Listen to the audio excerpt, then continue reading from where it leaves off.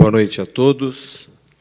Agora sim, nós estamos ao vivo pela TV Câmara e pelas mídias sociais da Câmara Municipal de Ribeirão Preto, recebendo nessa noite a sessão solene em homenagem aos 30 anos da Faculdade de Economia e Administração da nossa USP em Ribeirão Preto. Quero convidar para compor essa mesa o excelentíssimo professor Dr. André Lustrton Costa, diretor da Faculdade de Economia, Administração e Contabilidade de Ribeirão Preto, da Universidade de São Paulo. O excelentíssimo professor Dr. Fábio Augusto Reis Gomes, vice-diretor da Faculdade de Economia e Administração e Contabilidade da USP de Ribeirão Preto. O excelentíssimo secretário de Justiça, Alessandro Irata, e docente da USP, nesse ato representando o excelentíssimo senhor prefeito Antônio Duarte Nogueira Júnior.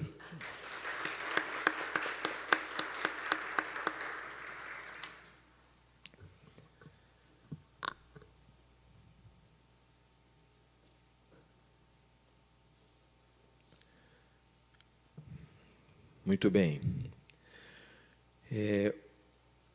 Os professores que estão ocupando as cadeiras aqui dentro do recinto dos vereadores, alguns farão uso da palavra usando a tribuna, outros poderão usar a própria mesa dos vereadores. Nós vamos orientando no decorrer dessa sessão solene. Vamos adiante aqui. André, professor, já está aqui. Muito bem.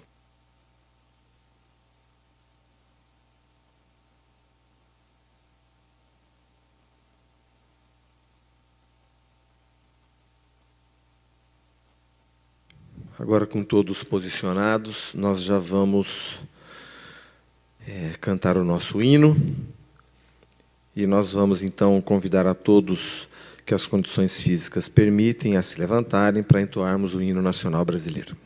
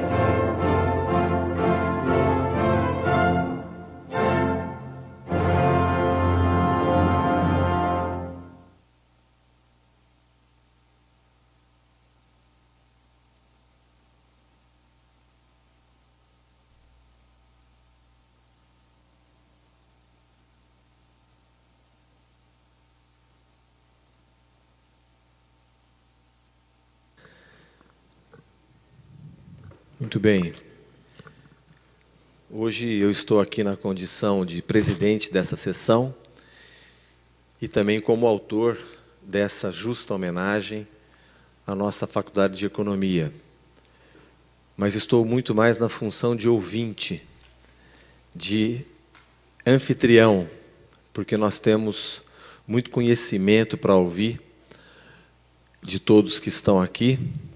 Nós vamos fazer uma parte dessa solenidade, que é a entrega do diploma, que será entregue ao professor Dr. André Lucirton Costa, que é o diretor da nossa Faculdade de Economia. Então, pediria que o diploma viesse para que nós possamos fazer a entrega.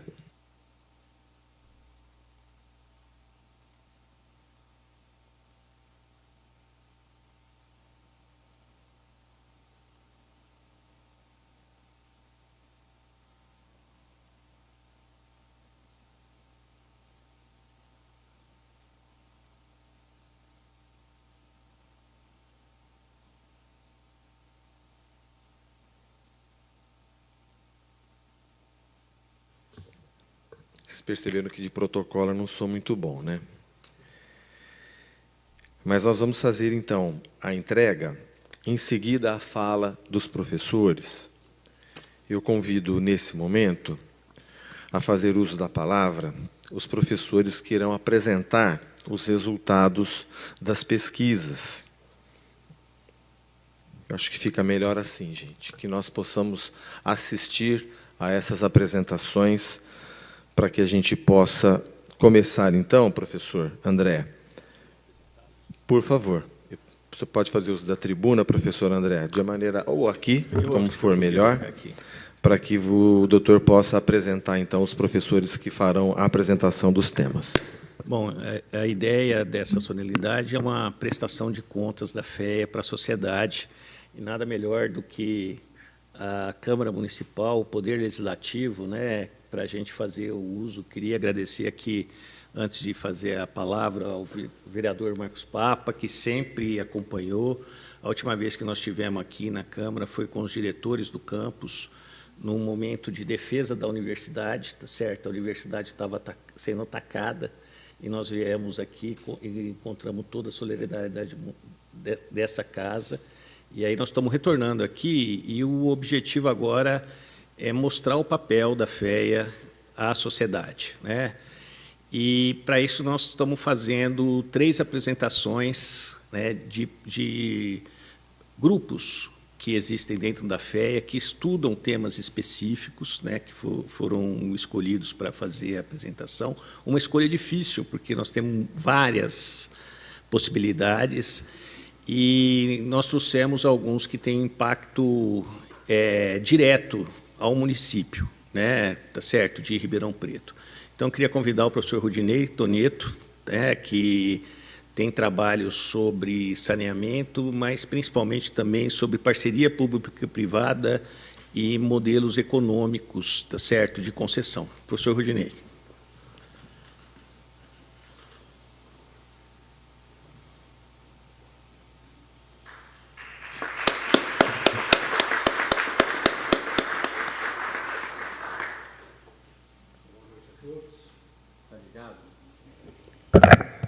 Agora eu liguei, eu acho. Bom, em primeiro lugar, agradecer ao amigo Marcos Papa por essa oportunidade para a FES se apresentar aqui na Câmara. Doutora Irata, representante do prefeito, companheiro, colega também da USP, e André e Fábio, os diretores e vice-diretores da escola. Bom, falar de forma bastante breve, acho que não... Sem detalhar muito, acho que a FEA, desde o começo, ela teve uma preocupação muito grande em se inserir na sociedade, aqui de Ribeirão Preto. Nesses 30 anos, eu estou aqui há pelo menos 28 dando aula. Então, acho que sempre houve uma preocupação de discutir política, discutir propostas de desenvolvimento, ter um envolvimento grande com a sociedade. Inclusive, foi criada uma fundação de apoio à pesquisa, às atividades de extensão, que sempre interagiu com o município, com a região e com diferentes esferas de governo ao longo desse período. Né? Eu queria só mencionar alguns pontos, algumas atividades que nós desenvolvemos. No começo, a gente atuou bastante no desenvolvimento regional. Eu lembro até uma das primeiras atividades que deu visibilidade para a FEA, foi um evento feito junto com a IPTV, que foi o Desafio 2000, onde a gente discutiu muitas possibilidades de desenvolvimento. Ribeirão Preto, Franca, São Carlos, em toda essa região. E desse tipo de pesquisa, várias políticas originaram, e uma que eu acho que tem muito impacto na região foi, por exemplo, a criação do Polo Avançado da Saúde, que deu origem depois ao Parque Tecnológico, a toda a questão das incubadoras de empresa. Então, esse é um tipo de contribuição que vários estudos na FEA, focado no desenvolvimento regional, na questão da inovação, na interação com a sociedade, esse é um exemplo da interação que nós tivemos. E não só em Ribeirão, mas em outros municípios também, esse tipo de proposta gerou iniciativas para o desenvolvimento econômico. Eu lembro aqui, no SIG, aqui, companheira de longa data, que no final dos anos 90, a gente fez programas de desenvolvimento econômico para toda a região de Presidente Prudente, vários municípios, região de Campinas e outros. Então, depois isso originou a criação até de um centro de pesquisa e economia regional, que fornece diversas informações, diversos estudos sobre a questão do desenvolvimento. Né? O André mencionou a questão da infraestrutura e saneamento. Essa é uma outra linha que a gente tem atuado bastante na FEA, com um número significativo de professores. E onde a gente conseguiu, o que a gente tem desenvolvido, tanto pesquisa sobre a relação, tudo começou com relação entre infraestrutura, investimento em infra e crescimento, a complementaridade que tem entre investimento público e privado, que quando a gente fala em desenvolvimento, todo mundo sempre fala assim, Estado mínimo, qual o tamanho de Estado, o que for. E a complementaridade é fundamental, não dá para a gente pensar hoje. Um dos grandes problemas que nós temos hoje no país é a baixa taxa de investimento público, não dá para a gente pensar que vai ser retomado o crescimento sem o governo induzir investimentos na economia. Tá? Hoje nós estamos com níveis de investimento público inferiores a 1% do PIB, em termos de infra. Então, a gente pensar em retomar crescimento, sustentabilidade, geração de emprego, totalmente impossível sem essa retomada de investimento. Então, dentro desse campo de pesquisa de investimento em infra e crescimento, ao longo do tempo foram alterando, os temas foram alterando, mas pelo menos de uns 15 anos para cá, a gente tem estudado com mais detalhe parcerias público-privado, como uma das formas de alavancar investimento no setor, toda a questão das concessões e muito focado no setor de saneamento.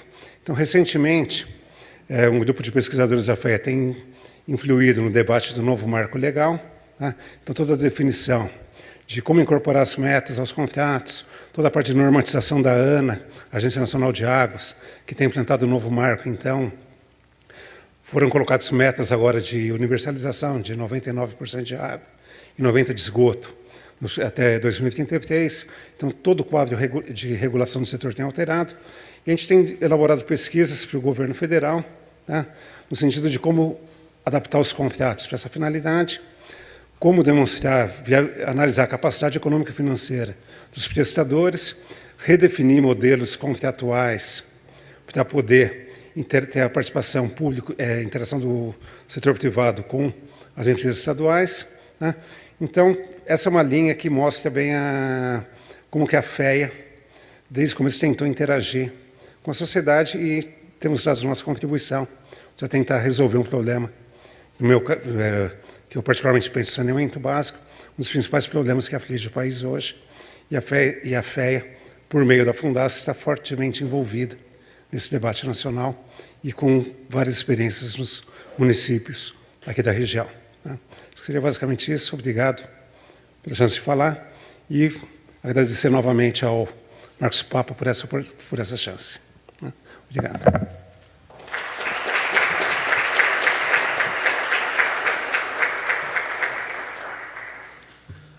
Nós que lhe agradecemos, professor Rudinei,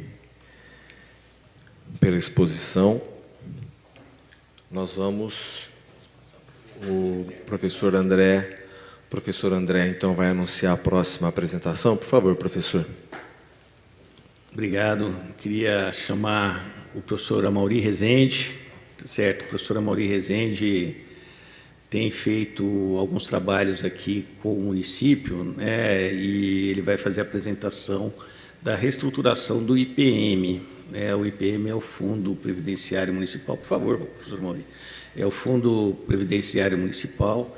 Quer dizer para o vereador Marcos Papa que ele também se debruçou sobre o contrato do transporte público de Ribeirão, viu? Então, ele é uma consulta boa para você, se precisar, tá bom? Professor Amaury. Boa noite, professor. Seja muito bem-vindo. Obrigado. Primeiro, boa noite a todos e todas presentes. Em nome do vereador Marcos Papa, agradecer mais uma vez a oportunidade, cumprimentar todos os demais vereadores que têm conduzido aí todo esse processo de modernização e gestão pública, cumprimentar também o Alessandro, né, um colega, amigo da USP, né, que está aqui trabalhando no município, contribuindo, o professor André, nosso diretor, e o professor Fábio Gomes, também nosso vice-diretor, e todos os demais professores aqui que estão nos prestigiando, né, de todos os departamentos. Eu tinha elaborado uma apresentação, mas o tempo é bem curto, então acho que eu vou fazer um resumo, né. Eu preparei alguns slides, mas eu vou deixar para uma outra oportunidade. Desde que eu cheguei aqui em Ribeirão Preto, em 2006, né, o professor Rudinei tem feito essa ponte, né? Então, com alguns trabalhos de estudos técnicos, né, tanto na Transerp, né, desenvolvendo algumas orientações técnicas, o modelo de contabilidade do consórcio. Estamos desenvolvendo agora um projeto, via Fundas, que é o acompanhamento em tempo real, né, de todo o sistema operacional e financeiro, uma prestação de contas para a sociedade em tempo real, um projeto que está em desenvolvimento, um projeto que foi licitado, e a Fundas teve a possibilidade de participar. Então, no nome do professor Rudinei, professor Sig também, que está aqui presente, a gente sempre teve a oportunidade de interagir, né, com a prefeitura, né, de um certo modo, trazendo essa contribuição da universidade para proporcionar melhorias na sociedade, nas instituições, nos órgãos e na administração pública do nosso município. E um dos trabalhos que, basicamente, para nós foi bastante importante foi quando a gente foi convidado, o professor André Costa recebeu uma solicitação da prefeitura se a gente poderia compor um grupo de trabalho em relação a um momento bastante crítico, que foi o momento de 2018, 2019, do sistema de previdência, do Instituto de Previdência Municipal, tendo em vista que a cidade possui dois grupos, dois sistemas de previdência, um sistema, o plano financeiro e o plano previdenciário. O plano previdenciário é uma reestruturação do modelo de previdência, e o plano financeiro é aquele plano que a prefeitura, dos funcionários, né, aposentados, que não tinham lastro financeiro. Então, a prefeitura tinha um déficit. E existe um déficit atuarial em função de que todas as prefeituras no país têm esse problema do déficit, e a gente veio compor esse grupo de trabalho e, juntamente com o professor Fábio, né, nós tivemos a possibilidade de interagir com esse grupo que estava desenvolvendo. Agora a gente tem que refazer um registro, né? Todo esse saneamento que, de um certo modo, colocou o município de Ribeirão Preto numa outra situação de gestão, ela deve-se ao excelente trabalho do grupo de trabalho que estava sendo feito, mas à maturidade do legislativo naquele momento, que teve sabedoria para deixar as diferenças partidárias de lado e aprovar uma lei, né, extremamente, aos olhos daquele momento, era extremamente amarga, mas que foi importante para o município ter uma nova direção. Então, se hoje a gente tem uma Ribeirão Preto com uma certa saúde financeira, um certo equilíbrio financeiro, a gente tem que agradecer que esse legislativo deixou essas diferenças de lado, teve maturidade e olhou para o bem-estar da cidade como um todo. Então, a lei complementar aprovada por este município, onde mudou as suas alíquotas de 11 para 14 e a contribuição do município de 21 para 28, elas foram muito importantes. Primeiro, para sanear um déficit aí na faixa de quase 350 milhões de reais. Então, isso, de um certo modo, foi amargo para a sociedade, mas foi importante para colocar a cidade numa condição diferente. Ribeirão Preto tem hoje uma condição, né, de continuidade de projetos, uma cidade com mais de 250 projetos em andamento. Eu até falo com o professor, eu falo até com o prefeito, na oportunidade que tive, que a gente precisa divulgar mais. Ribeirão Preto tem muitos projetos, a sociedade não sabe disso, né? Então, acho que isso é um ponto importante que vem ganhando. E esse trabalho, ele teve simplesmente um fato novo e talvez ele foi um dos precursores. Quando foi nos apresentado esse déficit, nos foi colocado, então, a possibilidade de ajudar a desenvolver uma solução, tá, que fosse economicamente viável para tentar diminuir o déficit. Esse trabalho estava sendo desenvolvido pelo secretário de governo, né, coordenado pelo secretário de governo Antônio Abud. Então, nós compomos esse grupo de trabalho e aí não teve mágica. Na verdade, teve uma resposta amarga em função de que houve um aumento da contribuição por parte da prefeitura e uma contribuição por parte do servidor, né? Nós tínhamos um fundo previdenciário com superávit, e houve, na verdade, então, um estudo atuarial onde houve a possibilidade de fazer troca de vidas entre esses planos. Tá? Então, na verdade, o plano previdenciário absorveu parte dos servidores do plano financeiro. Só que, peraí, então agora o plano previdenciário vai pagar, né, vai custear esse aposentado do plano financeiro. Mas boa parte dos servidores do plano previdenciário não estavam aposentados. Então, essa era a dúvida que tinha na sociedade, né? Então, vocês vão quebrar o plano previdenciário para pagar o plano financeiro. Então, vocês vão retirar parte do fundo para sanear, para botar equilíbrio econômico-financeiro. Então, foram adquiridos, salvo melhor juízo, 1.972 vidas do plano financeiro, transferindo para o plano previdenciário. Bom, aí onde entrou a FEA, fazendo os estudos das alternativas.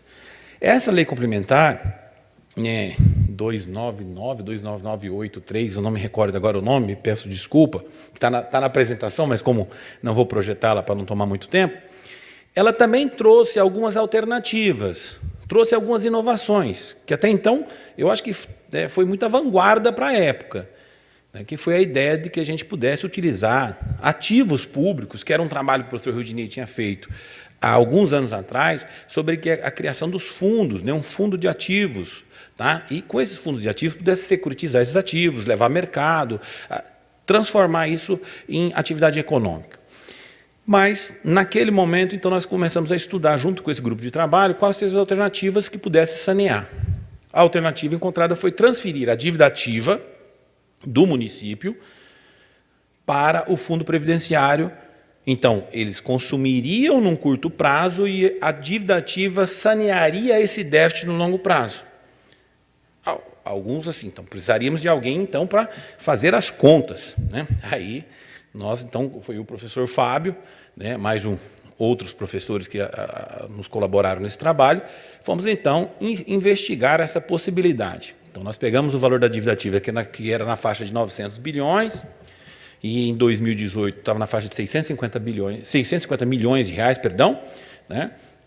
E fizemos, então, uma avaliação econômica da consistência dessa dívida e desse fluxo de caixa que a dívida ativa produzia para o município. Em linhas gerais, a dívida ativa produzia para o município 50 milhões de reais de receita por ano. O que nós fizemos? Fizemos um estudo baseado na proposta da lei da transferência da dívida por 75 anos. Até um dos professores brigaram, mas se você errar na conta, eu falei assim, errar na conta, eles não vão me cobrar tanto, porque eu já morri até lá, né? Mas a gente, então, fizemos 2 modelos econométricos, traçamos as premissas, validamos com o grupo de trabalho, fizemos uma investigação dos últimos 20 anos de dívida ativa para entender o comportamento, fizemos uma modelagem que o professor Fábio foi responsável por fazer todo esse trabalho, né, bem rígido, né, de verificação e simulação, e naquele momento, então, nós estimamos que para 75 anos o valor presente da dívida ativa era 1.250 bilhões de reais. Então, nós existíamos uma garantia, tá? E esse valor de 1.250 bilhões, ele era revisado num gatilho, a cada 2 anos seria recalculado. Bom, 2 aspectos importantes tinham no controle. Primeiro, a dívida ativa não é mais da prefeitura, então ela não tomaria mais as decisões diretas de refis. Então, mas a gente considerou todos os modelos, o refis, que corta a crista do crescimento da dívida ativa ao longo do tempo. Com isso, nós então nós trouxemos uma alternativa financeira para fazer aquele equilíbrio econômico-financeiro naquele momento. E foi neste momento, esse modelo, a partir do cálculo atuarial, foi transferido 1.952 vidas, ou 72 vidas, que como eu tirei a apresentação, eu perdi algumas referências. Mas, em linhas gerais, esses são os números. Com aquele modelo, isso foi levado à Previdência Nacional, que avaliou tecnicamente, pediu vários esclarecimentos e autorizou que, naquele momento, pudesse ser feito isso e a Prefeitura buscasse um equilíbrio econômico-financeiro do seu déficit. Bom, passados os 2 anos, tem que o recálculo, a Previdência pediu para trocar esse ativo. Ela quer um ativo com mais garantia e mais liquidez. Aí trocou-se pelo imposto de renda, né, decorrente dos servidores públicos municipais, que é um dinheiro que retorna automaticamente. Então, houve uma troca, então houve uma garantia de que aquele valor que será consumido vai fazer uma reposição em função disso. Então, foi um trabalho importante para um momento difícil da cidade, um momento onde tinha probabilidade grande de não ter como honrar os compromissos, mesmo tendo dinheiro em caixa, né? Foi, então, um estudo técnico que nos fez, juntamente com esse grupo de trabalho, buscar teoria econômica, buscar uma base contábil, debruçar em cima disso. Foi um trabalho que a gente basicamente gastou 6 meses trabalhando conjuntamente com eles, e a gente sente bastante orgulho, porque no momento que a FEA pôde contribuir com a sociedade e com a administração pública, a gente estava lá e a gente pôde dar uma resposta técnica e consistente, e esse estudo que foi realizado, ele tem inspirado outros institutos de previdências a revisar novas formas de financiamento do sistema de previdência. Tá? Aliado a isso, vereador Marcos Papa, eu gostaria de ressaltar 2 aspectos que são importantes. Esse estudo ele abrangeu 4 dimensões, né? Uma das dimensões foi entender o déficit atuarial e desenvolver uma solução. Segundo, era entender quais são os ativos disponíveis que tem nesse município. Existem vários ativos disponíveis nesse município adormecidos. Então, acho que o município tem ativos públicos que poderiam ser melhor utilizados em prol da sociedade e da própria gestão pública, que eu acho que mereceria muito mais atenção. Eu sei que está ocorrendo neste momento, né, todo um trabalho de dar viabilidade econômica a áreas, por exemplo, não utilizadas, né, como existem outros estudos. Mas tem 2 aspectos que eu acho que são importantes citar, né, em estudos que nós realizamos lá na FEA, na linha de administração pública, que é a questão, por exemplo, das perdas de receitas, perda potencial de receita do município. Posso citar 2 exemplos. Nesse estudo preliminar, nós conseguimos identificar que o município hoje, comparando a municípios similares, ele perde aproximadamente 120 milhões de ISS. QN por quê? Porque é um desafio para o professor, né, Irata trabalhar, que é uma revisão, é trabalhar nesse novo Código Tributário do município, que ele está muito defasado. Então, hoje, em função de um código tributário defasado, muitas atividades econômicas não estão sendo oferecidas à tributação. Não estamos falando aqui de sonegação, é simplesmente porque um código tributário está defasado. Ele está preso em 1966. Muitas atividades geradoras, né, de tributo. E o último, não menos importante, é as taxas. Nós temos um estudo que a gente fez com todos os municípios de São Paulo e percebemos o seguinte: município que não cobra taxa não cuida bem da sua cidade. Prédio que não cobra a sua taxa de condomínio não cuida do seu morador. Taxa não tem função somente arrecadatória, ela tem uma função de extrafiscalidade importante. Por exemplo, nós não cobramos taxa do lixo. Se a gente considerar só o potencial de taxas, comparando os municípios de estrutura econômica, financeira e populacional semelhante, nós estamos perdendo na faixa de 43 milhões de reais por ano de cobrança de taxas.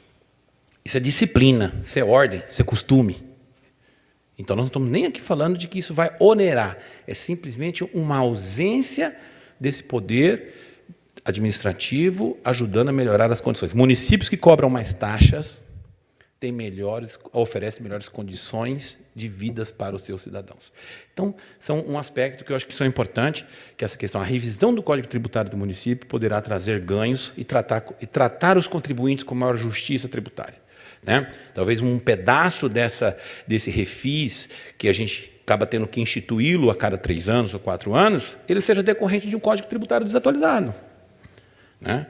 Então, eu acho que isso deixou aí, essas basicamente são as mensagens que a gente conseguiu fazer nesse estudo. Agradeço mais uma vez ao professor André e ao professor Marcos Papa, em nome da cidade, a oportunidade da FEA em colaborar para o aperfeiçoamento, né, da nossa melhoria das condições de vida de toda a nossa sociedade. Muito obrigado.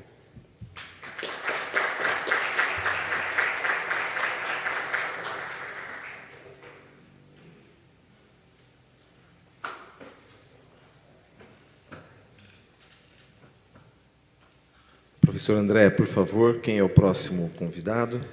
Bom, queria agradecer ao professor Amauri, queria passar a palavra para o Luiz Guilherme. Professor Luiz Guilherme.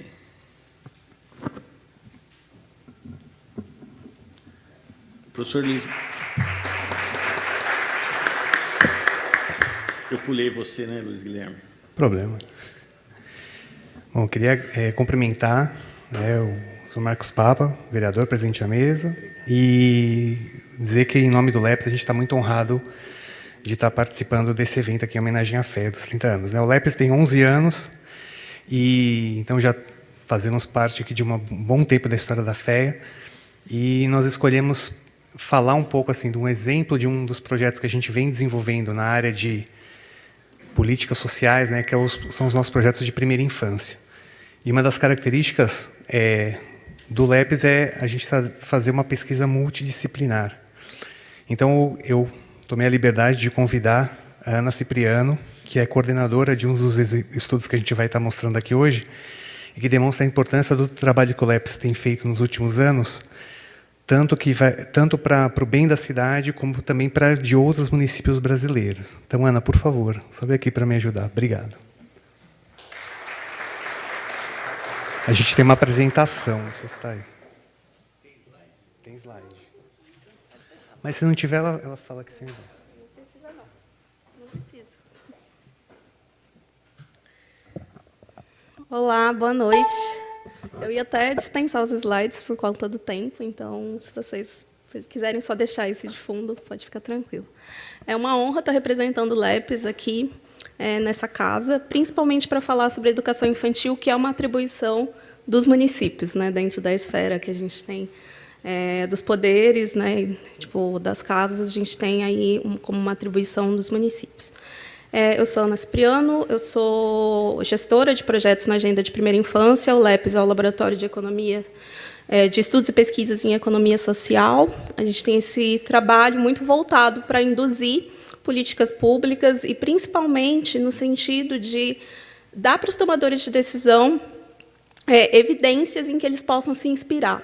E, quando a gente fala de educação infantil, infelizmente, é uma das etapas da educação básica em que as pessoas ainda não compreendem a função social e a importância dessa etapa enquanto educação.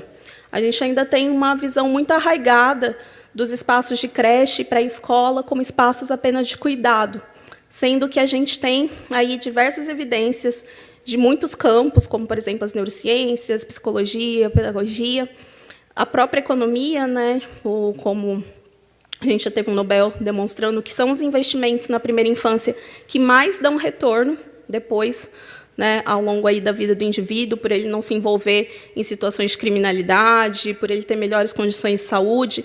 Então, são os trabalhos ali que são feitos com as crianças nos primeiros anos de vida que vão trazer essa base para que esses indivíduos se constitua integralmente. Então, a gente vem há alguns anos trabalhando no âmbito da qualidade da educação infantil. Em que sentido? O Brasil ele tem investido muito, né, desde a Constituição, em que a gente teve ali, né, aquela questão de colocar a criança enquanto um ser de direitos, que tem que ser olhada, né, integralmente pela família, pela sociedade, pelo poder público. A gente teve também outras questões importantes no âmbito federal, como, por exemplo, o Marco Legal da Primeira Infância, né, o Plano Nacional de Educação, colocando como meta o aumento do acesso à educação infantil, mas as discussões elas param muito nesse quesito, que tem que garantir a vaga para a criança. O que a gente tem trazido, enquanto evidência científica, é que a gente tem que superar isso. E aí eu falo muito direcionado aos presentes que estão, né, nessa questão executiva e legislativa, porque cabe aos municípios brasileiros, enquanto responsáveis pela educação infantil, superar essa noção de que apenas o acesso basta. A gente precisa oferecer acesso com qualidade. E, quando a gente fala de qualidade da educação infantil, hoje a gente tem um documento norteador, né?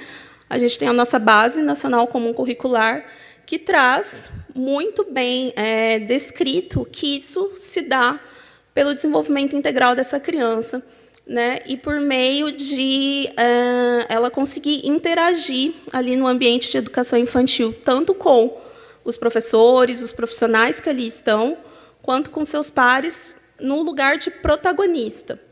Então, a gente vem trabalhando com a avaliação da qualidade da educação infantil, com parâmetros que vêm de instrumentos internacionais, criados por especialistas em desenvolvimento integral, mas que foram alinhados aos que os nossos documentos oficiais, a Base Nacional Comum Curricular, os Diretrizes Curriculares Nacionais para a Educação Infantil, preconizam para essa fase de desenvolvimento das crianças. Então, a questão de que o educar e o cuidar é indissociável, então que os espaços de educação infantil eles precisam garantir tanto o cuidado, né, que essas crianças precisam aí nessa faixa etária do 0 aos 5 anos e 11 meses, quanto a educação mesmo, porque tem saberes que precisam ser trabalhados nesses primeiros anos, e essa questão da integração das interações com a brincadeira. A brincadeira para a criança é o modo contextualizado para ela entender o mundo. É a maneira como a criança consegue compreender o que está ocorrendo com ela. Então, a gente tem pautado muito essa discussão de o quanto isso, de fato, está chegando até as crianças. Então, atualmente, a gente, que foi o caso que o Luiz disse, né, eu fui coordenadora de um estudo que a gente fez nacionalmente, então é um outro viés de como que a FEA tem colaborado para além de Ribeirão Preto, né? Então, a gente tem conseguido trazer isso, pautar isso para o Brasil. Então, o LEPS, a gente fez agora esse estudo durante o ano passado, em que a gente fez 12 cidades espalhadas nas 5 regiões do Brasil, para a gente ter um diagnóstico de como está a qualidade da educação infantil.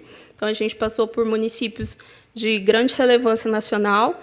E, fora isso, nós temos sido responsáveis por construir uma política indutora com o Estado do Ceará. A Secretaria de Educação do Estado do Ceará também nessa intenção de pautar o que é qualidade da educação infantil dessa maneira mais ampla, não pensando só no acesso, não pensando só na infraestrutura, mas pensando muito nos processos pedagógicos que vão ocorrer ali com as crianças nesse espaço tão importante que elas frequentam todos os dias e que tem essa responsabilidade de prover e suplementar o que muitas vezes as famílias não conseguem, visto que a gente está num país tão desigual. A gente deixa aqui, né, então, a fala de que o LEPS não só está contribuindo com a sociedade brasileira no geral, mas também, né, a gente tem o nosso grupo constituído por pessoas residentes aqui do município, pessoas, às vezes, que são de outros cursos, outras universidades também, para além da USP, e a gente, né, deixa de portas abertas que esse saber, tudo isso que a gente tem feito e construído enquanto instrumentos para avaliação de ambientes e de aprendizagens das crianças, disponível para o município, porque a gente entende a importância de que a educação infantil de Ribeirão Preto também seja valorizada.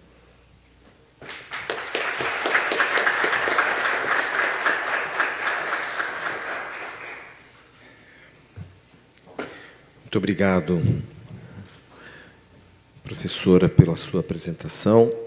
Eu quero justificar aqui a ausência do nosso secretário da Casa Civil, Ricardo Aguiar, que manda essa justificativa, lamentando a impossibilidade de estar conosco, do nosso magnífico reitor da Universidade de São Paulo, nosso querido Dr. Carlotti, que também gostaria de estar presente aqui conosco nessa sessão, o Dr. Caio César Messulo, juiz de direito da nossa cidade e do Tribunal de Justiça de São Paulo, juíza Luiza Helena Carvalho Pita, parabenizando por essa iniciativa de estarmos aqui no Parlamento, celebrando os 30 anos da nossa Faculdade de Economia.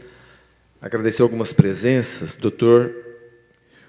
Hugo Tourinho Filho, diretor da Escola de Educação Física e Esportes da USP, de Ribeirão Preto, professor Dr. Jorge Elias Júnior, vice-diretor, representando a diretoria da Faculdade de Medicina de Ribeirão Preto, Dr.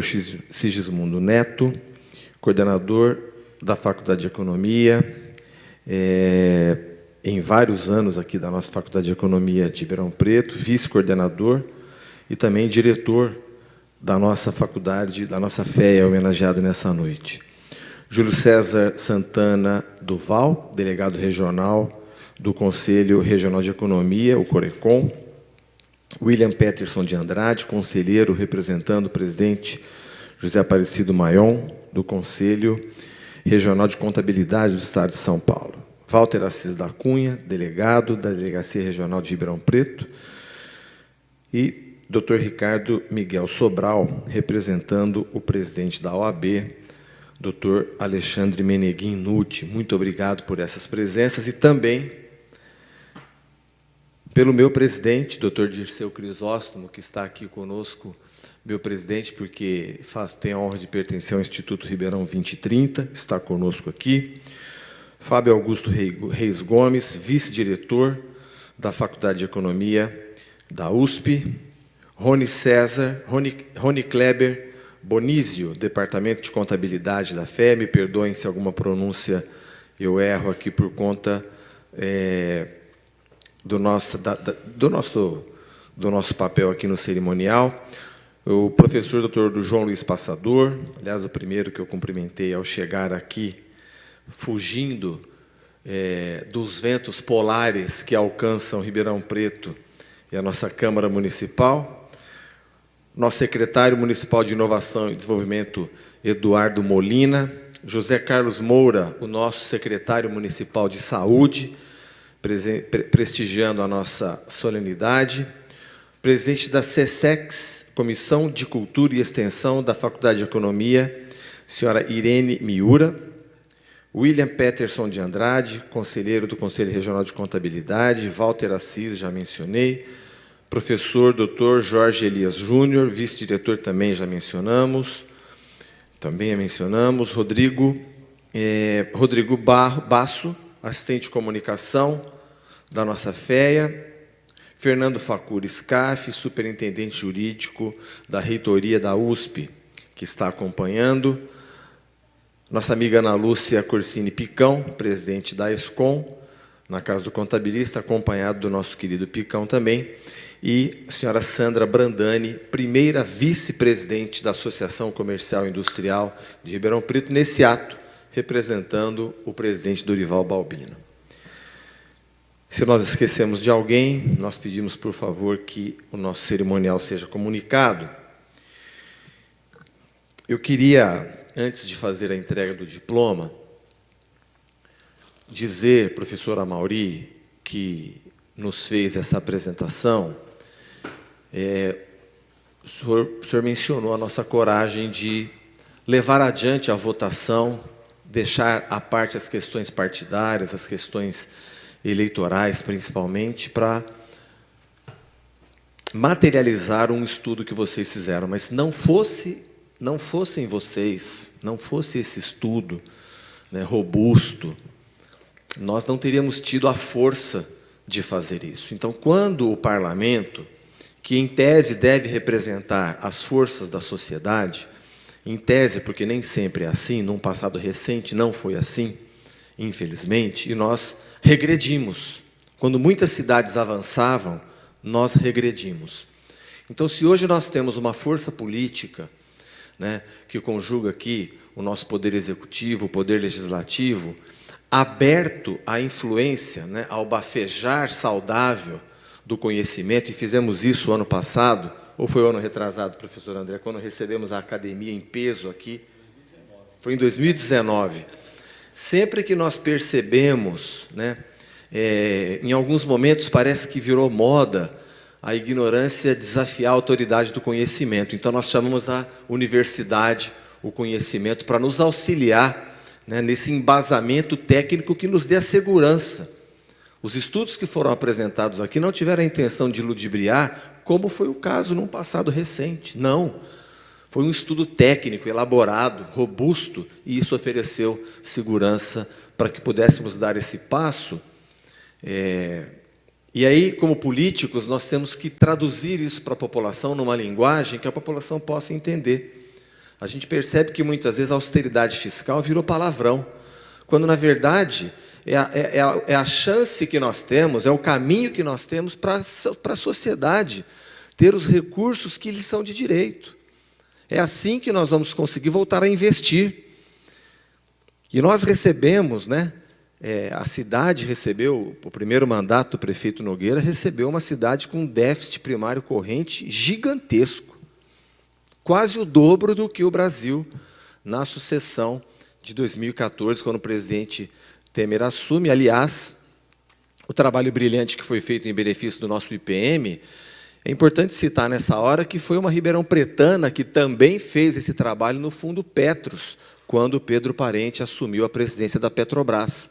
O fundo também não estava bem gerido e a Sandra Regina de Oliveira também exerceu um papel fundamental para o equilíbrio do Petros, que depois voltou a cumprir a função que sempre deveria ter cumprido. Então, quando nós recebemos, escancaramos a porta, como estamos fazendo, inclusive, professor Hirata, com o Conselho, com o doutor Dirceu Crisóstomo está aqui, mas nós temos no Instituto 2030 um subgrupo, que é o Comitê da Transparência, que tem estudado, muitas vezes, o nosso regimento, a própria legislação municipal, e apresentado sugestões de melhoria.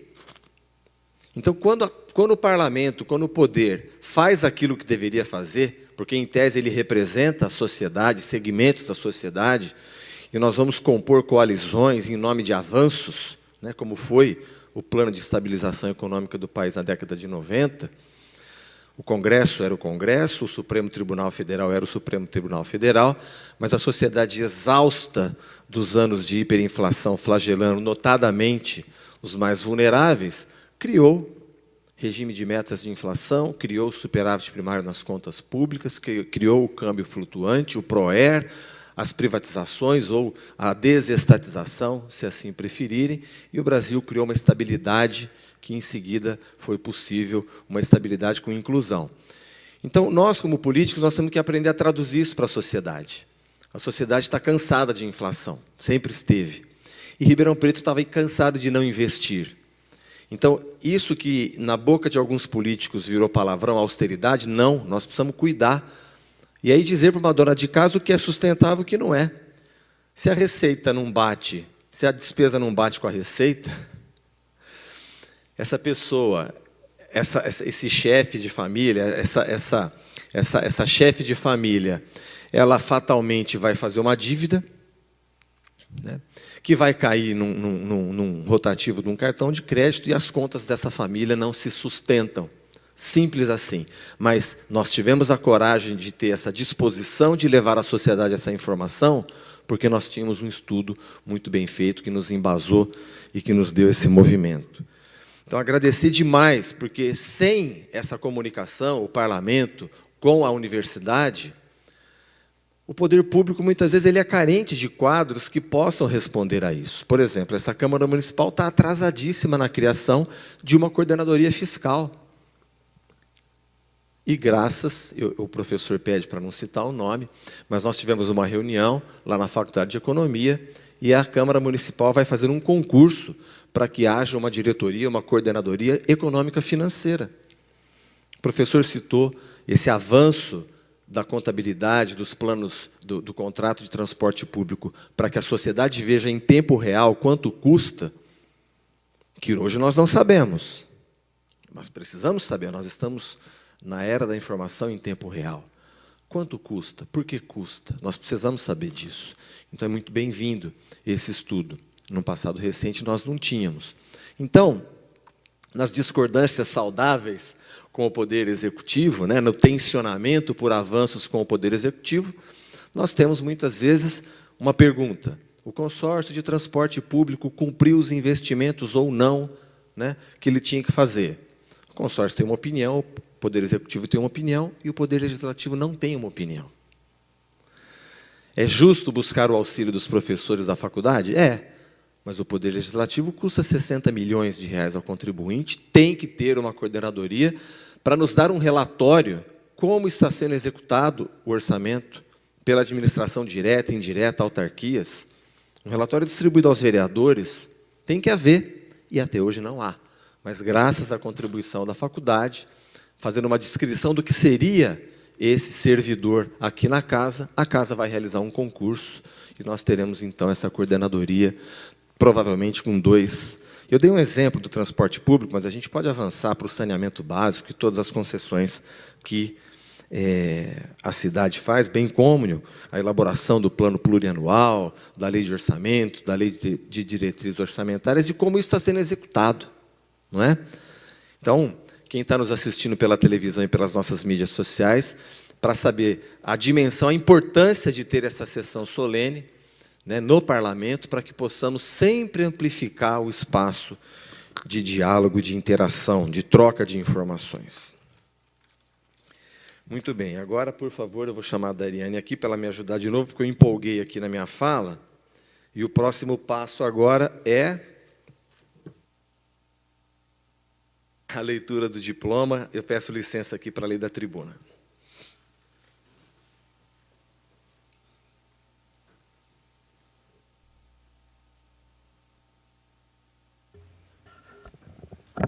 Vamos lá. Esse é o diploma que o nosso diretor vai ostentar em breve.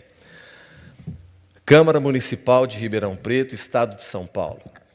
A Câmara Municipal de Ribeirão Preto, de acordo com a resolução número 7, de 18 de abril de 2022, de autoria do vereador Marcos Papa, homenageia a Faculdade de Economia, Administração e Contabilidade de Ribeirão Preto, da Universidade de São Paulo, pelos 30 anos de fundação, em reconhecimento aos relevantes serviços prestados à nossa sociedade. Ribeirão Preto, 18 de maio de 2022, assina o presidente da nossa casa, da Câmara Municipal de Ribeirão Preto, vereador Alessandro Maraca. E eu vou entregar, então, esse diploma para o nosso diretor. Por favor, professor.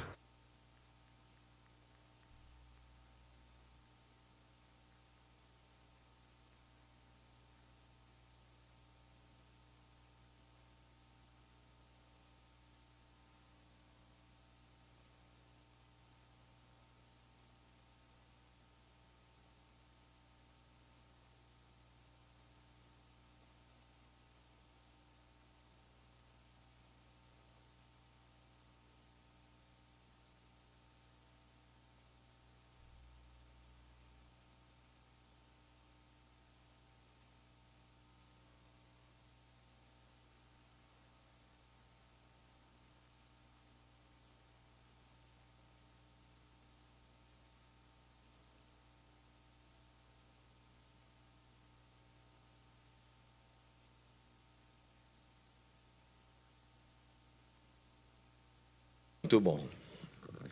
Com o auxílio do nosso cerimonial, a gente segue em frente. Agora, eu vou convidar o excelentíssimo professor Dr. Fábio Augusto Reis Gomes, vice-diretor da Faculdade de Economia, Administração e Contabilidade de Ribeirão Preto e docente do Departamento de Economia, para fazer uso da palavra. Por favor, professor.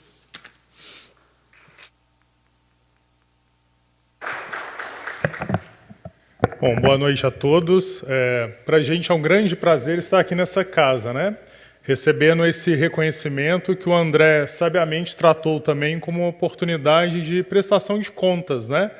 De contarmos um pouco para a sociedade como temos contribuído, como temos colaborado com a nossa cidade, e lembrando aqui da apresentação do LEPS, com todo o país, né? Para a gente é motivo de orgulho e alegria receber essa homenagem. E eu brinquei esses dias na escola que eu falei, olha, daqui a 30 anos eu estarei na próxima, né? Então, eu espero estar aqui mais vezes, contribuindo sempre para essa escola. Eu me beneficio muito, né? Estou na escola há 8 anos, do trabalho feito por tantos, né? E aí o desejo da minha geração é dar continuidade a esse trabalho excelente que tem sido feito por tantos. Então, nós nos alegramos com o dia de hoje e o nosso compromisso é continuar trabalhando para que a escola mantenha essa excelência e cresça cada vez mais. Quem me conhece sabe que eu sou bem objetivo, né? Então eu encerro aqui as minhas palavras. Agradeço a todos os presentes, professores, funcionários que vieram, né? A escola é composta de todos. Temos ex-alunos aqui também, alunos. Então é isso, a FEARP é um conjunto de várias pessoas, de 3 departamentos, e todos e cada um são importantes e fazem parte da nossa história. Então, muito obrigado a todos.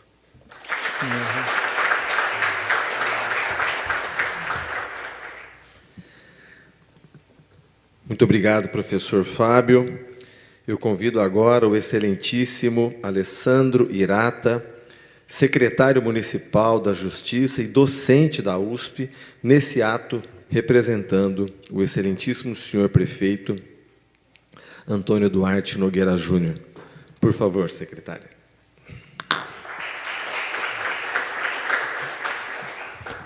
Muito obrigado, boa noite a todos. Gostaria de cumprimentar o vereador Marcos Papa, presidente dessa sessão solene e o incentivador dessa homenagem, quem fez essa homenagem à FEA, dos 30 anos da FEA, professores André Lucirton Costa, professor Fábio Augusto, colegas, amigos, diretor, vice-diretores da FEA, colegas docentes aqui da FEA, todos aqui presentes. É uma alegria e uma felicidade pessoal muito grande para mim poder representar o prefeito Duarte Nogueira nesse ato, não só como secretário de Justiça, mas especialmente como colega e professor da Universidade de São Paulo, especialmente a Faculdade de Direito, que iniciou seus trabalhos há 14 anos em salas da FEA, né? Então, o início da Faculdade de Direito está atrelado à FEA também.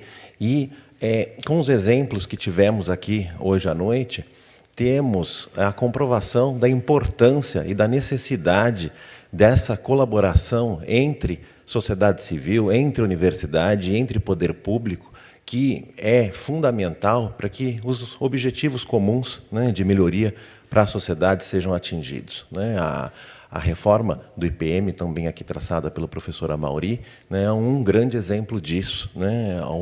Os benefícios que isso trazem para a população, para a sociedade de uma forma geral, né? E a FEA, nesses 30 anos, foi exemplar nisso, né, na sua excelência, não só na formação de profissionais, né, não só na realização de pesquisas que têm uma enorme importância para a sociedade, mas também com essa colaboração profunda e permanente com o poder público, né? Lembro aqui também, né, no início da gestão do prefeito Duarte Nogueira, né, a colaboração de diversos professores nessa equipe de transição que deu início à primeira gestão, né? O professor Amaury também trabalhou, diversos outros aqui, que foram essenciais, né, para essa gestão.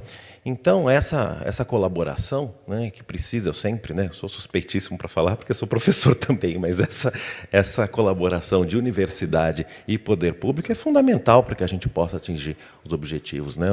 O vereador Marcos Papa muito bem disse, né, a gente é carente no poder público, né, muitas vezes, de equipe técnica, né, e nós, Universidade de São Paulo, como universidade pública, temos também esse dever, né, de colaboração direta para a sociedade. A gente o faz, né, com a formação de profissionais, formação de pesquisadores e realização de pesquisas de uma forma muito profunda, mas essa colaboração direta com o poder público, né, é sempre muito bem-vinda, né, e que, né, nesses primeiros 30 anos da FEA isso já foi feito de forma exemplar e que continuemos, né, esse trabalho em conjunto em prol da sociedade, né? Então, é uma homenagem muito feliz, né, para todos aqui, né, com a importância que dá da FEA na nossa sociedade, não só em Ribeirão Preto, mas em todo o Brasil. Muito obrigado.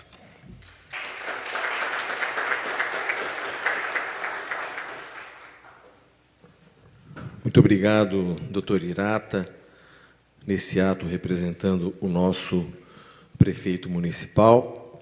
Também mencionar e agradecer a presença do professor Dr. Eliezer Diniz, presidente da Comissão de Graduação e docente do Departamento de Economia. Agora sim, passamos a palavra ao professor Dr. André Lucirton Costa, o nosso diretor da Faculdade de Economia, Administração e Contabilidade de Ribeirão Preto, da Universidade de São Paulo.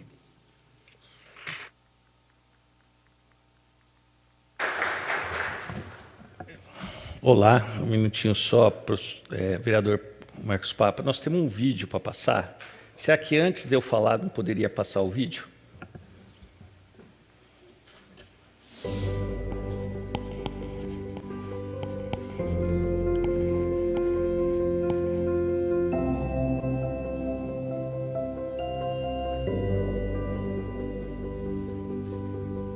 Grandes ideias movem o mundo. Mas somente quando elas são implementadas de maneira eficiente. E como podemos fazer boas ideias prosperarem? Sabemos que problemas de gestão, sejam empresas ou governos, não serão solucionados se fizermos mais do mesmo.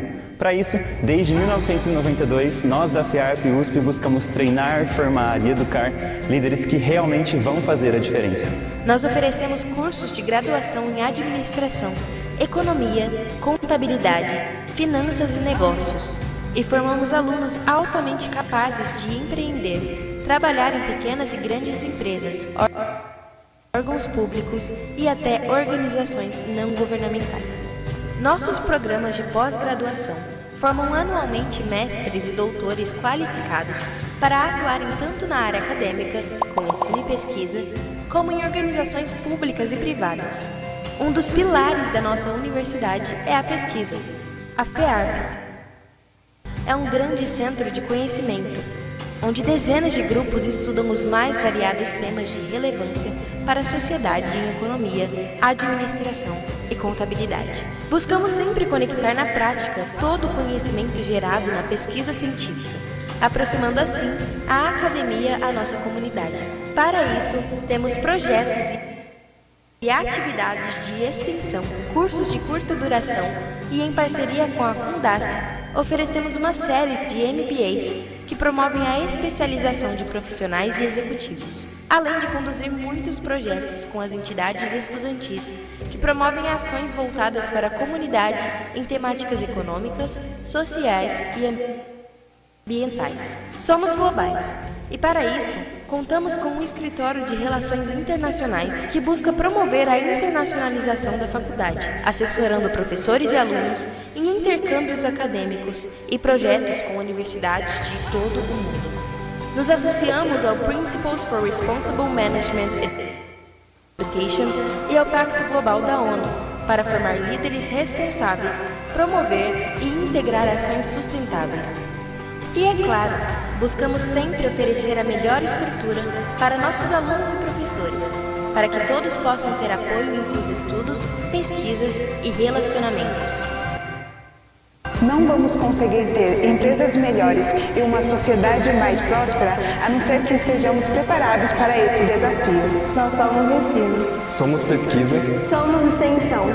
Nós somos a FEARP e USP e estamos fazendo a diferença para o nosso mundo prosperar.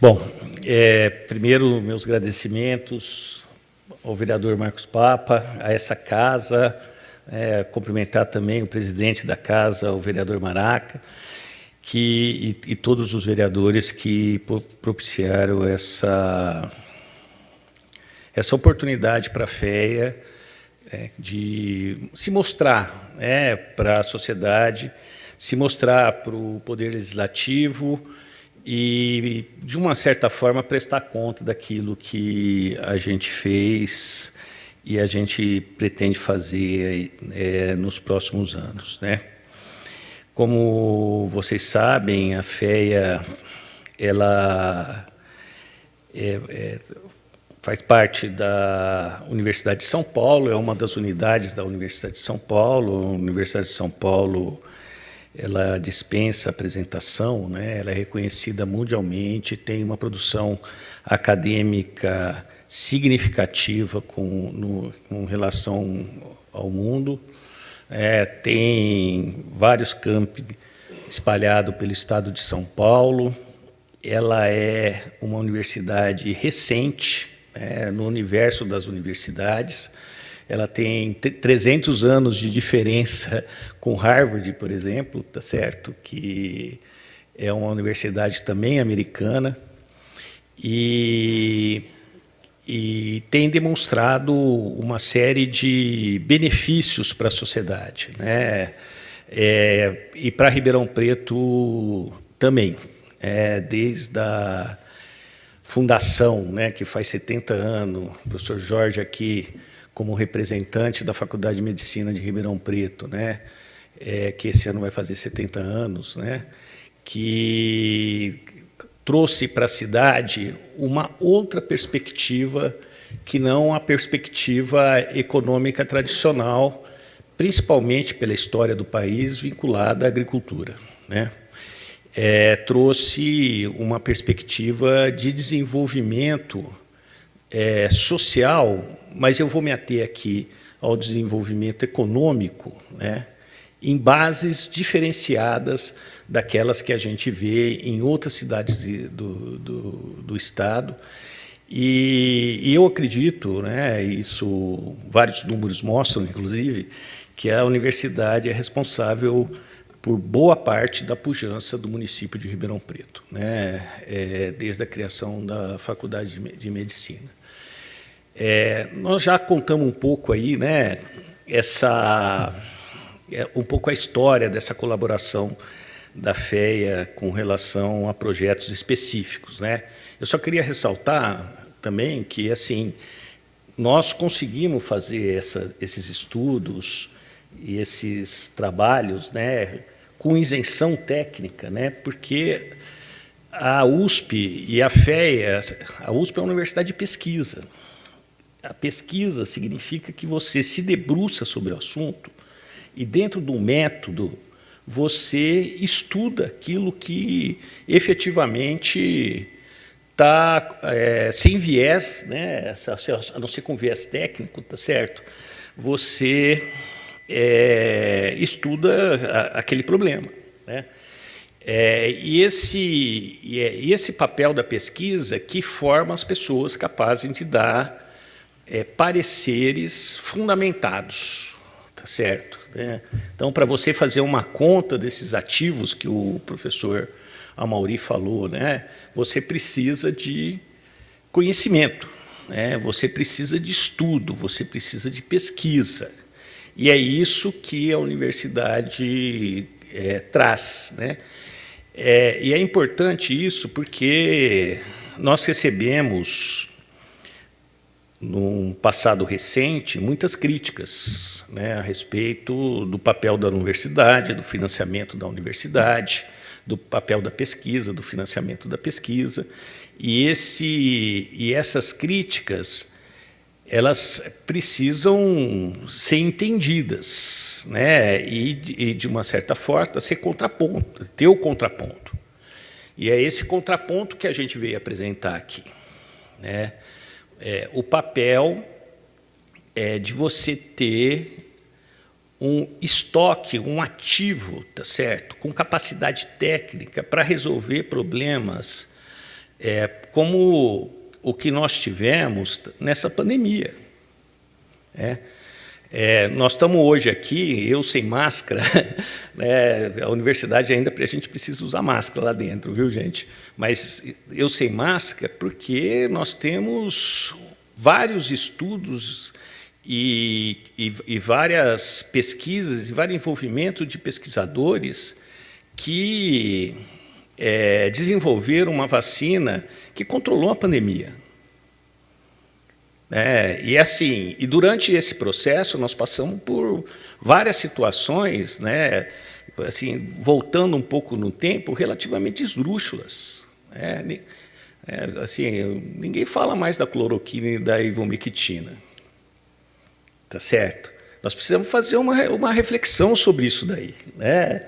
Eu, inclusive, aqui nessa própria casa, vi vários vereadores defendendo o uso, tá certo, no meio da pandemia, dessas coisas sem comprovação científica, né? E além desses ativos, né, que eu acho que é importante, que tanto a apresentação do professor Rudinei como a do Luiz Guilherme do LEPS, né, também mostraram, né? Um outro aspecto é esse do aspecto do desenvolvimento econômico e regional, que é importante, porque a gente forma pessoas e essas pessoas vão criar estruturas sociais, vão criar produtos, vão criar serviços, que são produtos e serviços qualificados e, portanto, com uma capacidade de geração de renda muito maior. A educação, ela tem esse papel de alavancar com o conhecimento, tá certo? De produzir, né, com o conhecimento uma sociedade com um produto com maior valor agregado, com maior estrutura.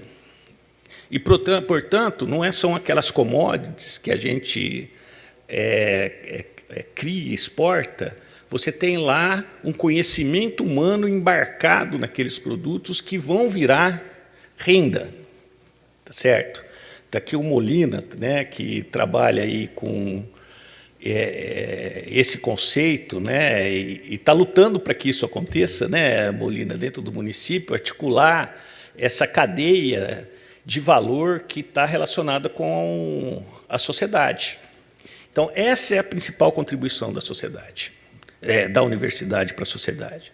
A contribuição do desenvolvimento econômico, a contribuição de fazer uma sociedade mais rica, porque consegue produzir produto mais complexo, né, que atende à necessidade dessa própria sociedade. Então, esse discurso, né, de defesa da universidade, um discurso de defesa do estoque técnico e a defesa do desenvolvimento econômico, ele precisa ser feito e repetido, né? E eu vou aproveitar a oportunidade também, vereador Papa, se você me permitir, de fazer um outro discurso também, um terceiro discurso de defesa da democracia, né, e como instrumento de desenvolvimento econômico, tá certo?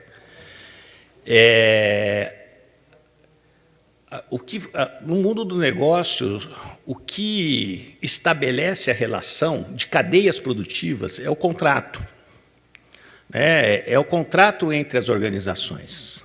Um rompimento de contrato, quer seja ele pela inflação, ou quer seja ele por um desordenamento jurídico, tá certo? Estabelecido por um desarranjo constitucional, ele efetivamente vai criar embaraço econômico e vai trazer pobreza para a sociedade.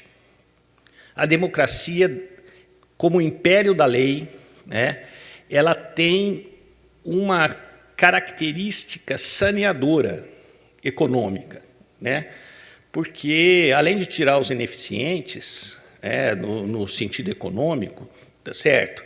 Ela evita, é o regime que evita favorecimento de grupos específicos que eventualmente se apoderam de estruturas econômicas, né? Então, eu sei que se avizinha nuvens escuras com relação a discussões, né, inclusive questionando o processo eleitoral brasileiro, que eu não vi em nenhuma universidade nenhuma crítica sobre a urna eletrônica. Ela sai de fora do sistema de inteligência, né, essas críticas, tá certo? E é tido como um dos melhores do mundo, o sistema de votação, né, de não se dar legitimidade para o processo eleitoral que a gente tem se avizinhando, né? Então, esse é um outro ponto que eu gostaria de deixar claro, agradecendo aí ao vereador Marcos Papa de novo, né? Vamos colocar em lugar de destaque lá na FEA esse quadro, né? Muito obrigado pela homenagem. Queria agradecer aqui aos funcionários aqui da FEA, né? O Rodrigo Quintão, o Sérgio, o André, que é da Filô, mas ele é também envolvido com a FEA, a Cristina, o Rodrigo Basso, que participou, a Edna, que está aí também, né? Espero que eu não tenha esquecido de ninguém, que a Soraya, tá certo? né, que não está presente aqui porque pegou Covid, mas ela que ajudou todo o processo que está aqui, né? Queria saudar meus alunos na figura do Ricardo Sobral, tá certo? Que foi me orientando, fui supervisor de pós-doc dele, tá certo? Né? E a Carolina, a Régio, o Basileu e a Zezé, tá certo? Que são da minha família. E aí, muito obrigado pela presença de vocês. Obrigado, Marcos Papa.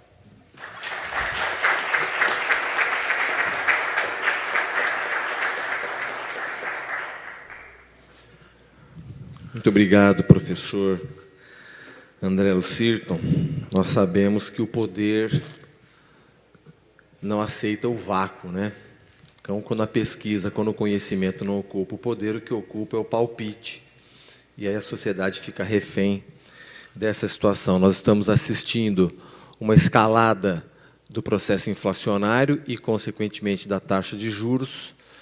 Vamos assistir uma depressão da economia, desemprego. E eternamente se fala na ausência de uma reforma administrativa, de uma reforma fiscal, de uma reforma tributária, para que nós possamos parar com esse voo de galinha, né? Nós temos avanço no crescimento, depois despencamos. Então, sobra para a autoridade monetária, mais uma vez, subir a taxa de juros para conter o processo inflacionário, gerando mais desemprego e queda de renda da população. Então, é um desafio da nossa sociedade, né? Como é que nós vamos ocupar a política? Para que o palpite não ocupe, como é que o conhecimento, a pesquisa vai ocupar a política? Eu não vejo outra forma senão pelo interesse, pela participação. Nós tivemos aqui, eu sou o autor da política municipal da primeira infância, que está sendo regulamentada, mas se não fosse o conhecimento de vocês, foram 28 professores especialistas que nos ajudaram a construir essa lei. E Ribeirão está dotada, assim que regulamentada, dessa política municipal que dialoga com segurança, que dialoga com o brincar, que dialoga com o meio ambiente, que dialoga com saúde, que dialoga a política da primeira infância implementada, e alguns municípios são bem-sucedidos na implementação, ela vai representar uma qualidade de vida melhor.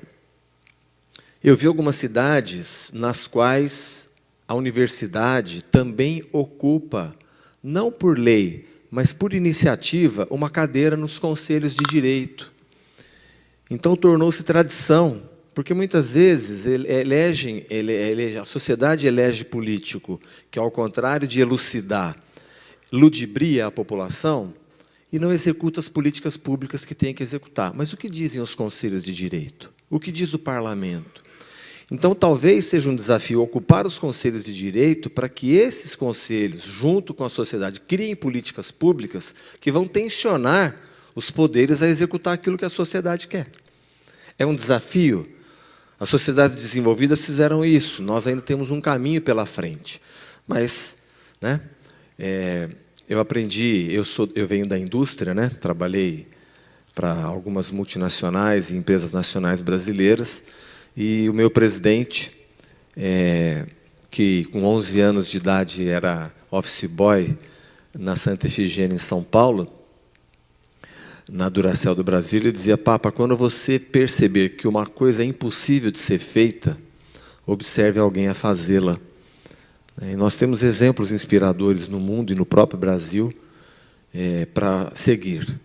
Tá certo? Então, eu fico feliz que o nosso secretário de Inovação e Desenvolvimento está aqui, porque Ribeirão Preto tem alguém qualificado para seguir adiante com esses processos, com os trabalhos de desenvolvimento. Fico feliz com a presença da universidade, com a presença dos convidados que compareceram aqui, das autoridades que dispensaram um tempo para estar aqui fazendo esse registro, fazendo esse justo registro, essa justa homenagem à Faculdade de Economia e Administração da nossa USP, que completa 30 anos aqui em Ribeirão Preto, e que nós continuemos assim.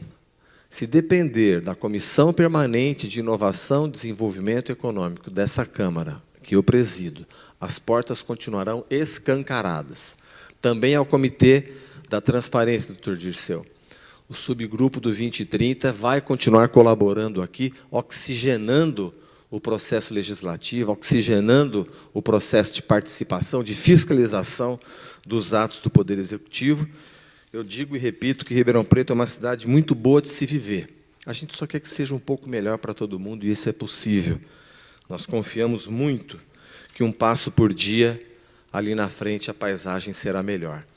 Então, essa noite de festa, essa noite de homenagem, professor André, que nós sonhamos, junto com o professor Fábio, junto com todos os seus diretores, professores, ela aconteceu. Ela está aqui, fica registrado nesse parlamento essa homenagem. Gratidão, doutor Irata, pela sua presença aqui, representando o nosso prefeito municipal, Antônio Duarte Nogueira Júnior. Essa é uma noite, sim, que nós estamos registrando no Parlamento de Ribeirão Preto, essa justa homenagem aos 30 anos da nossa Faculdade de Economia, da nossa USP, em Ribeirão Preto. Doutor Carlotti, que é de Ribeirão Preto, não está, mas se fez presente com um abraço, e nós estamos, o reitor, magnífico reitor da nossa universidade. E como eu sou ruim de protocolo, eu vou olhar para a Dari de novo. Cadê a Dari? Eu acho que logramos êxito. É isso? Vamos executar o nosso hino? Muito bem, muito obrigado, Dari. Então, eu convido a todos que as condições físicas permitirem para entoarmos o hino a Ribeirão Preto.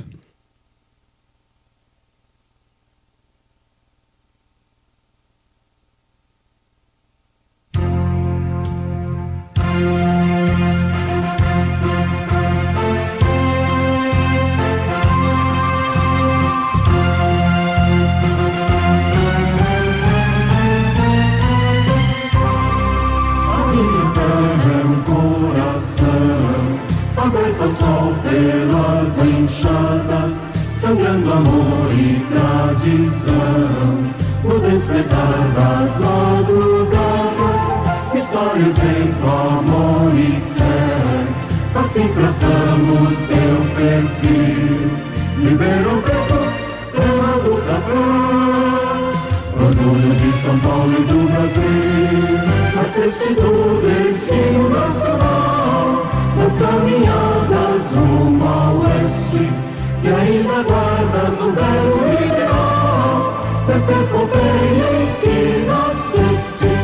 A minha terra é um coração aberto ao sol pelas enxadas, sangrando amor e tradição. No despertar das madrugadas, história, exemplo, amor e fé. Assim traçamos teu perfil. Ribeirão Preto, terra do café, orgulho de São Paulo e do Brasil. Ribeirão Preto, esse destino que consagrou a tua gente, é do trabalho um grande hino que há de viver eternamente. És linda joia no veludo dos nossos verdes infinitos cafezais, e se em ti, amada terra, temos tudo, ainda procuramos dar de lá. A minha terra é um coração aberto ao sol pelas enxadas, sangrando amor e tradição. No despertar das madrugadas, história, exemplo, amor e fé. Assim traçamos teu perfil. Ribeirão Preto, terra do café, orgulho de São Paulo e do Brasil.